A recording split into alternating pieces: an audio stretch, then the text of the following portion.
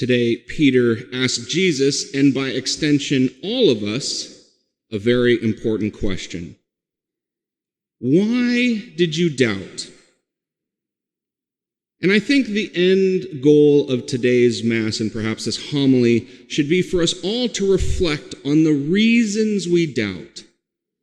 What causes us to struggle in our faith? Now, there are many answers to this question, but today I'd like to focus on just one of them. The false expectation that God will act in huge, highly visible, and miraculous ways. Of course, it is true that God occasionally does this. Last week, we had a special solemnity for the Transfiguration, which itself is one of those big, highly visible, miraculous events. If instead it had been the normal 18th week of ordinary time, the gospel would have been the feeding of 5,000, yet another impressive and overwhelming miracle. And to bring things to the present, many of us have either personally experienced or known somebody who has experienced an overwhelming encounter with God that they would call miraculous. I know for myself, the first moment I saw God's presence and he filled me with his presence was an overwhelming moment of a miraculous transformation in my life, and very humbling. But there is a risk in these sorts of miracles. It creates a false expectation, an expectation that God will repeatedly and frequently bless us with these sort of large, ostentatious moments. But this is not always the case.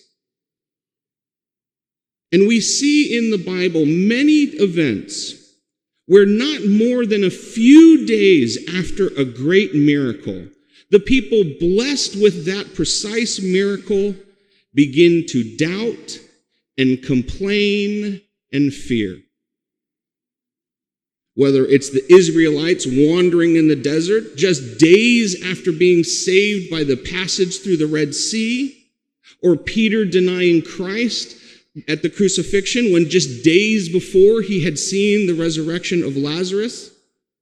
It is remarkable just how many of the large figures in the Bible demonstrated themselves to have a surprisingly fickle faith. This, by the way, is somewhat the point of our first reading today. The Jewish scriptures written before this passage was written were mostly of the variety of the large and miraculous sort of miracle. And so by that, the Jews had come to kind of expect that this is how God will act. God will act by parting the Red Sea or tearing down the walls of Jericho or doing something huge. But to Elijah today is the antidote to this expectation.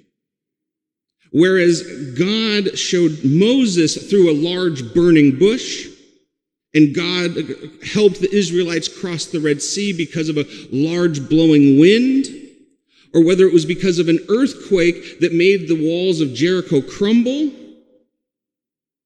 each time something like that happened to Elijah, whether it was the fire or the wind or the earthquake, he saw that for him, God was not in that big ostentatious event.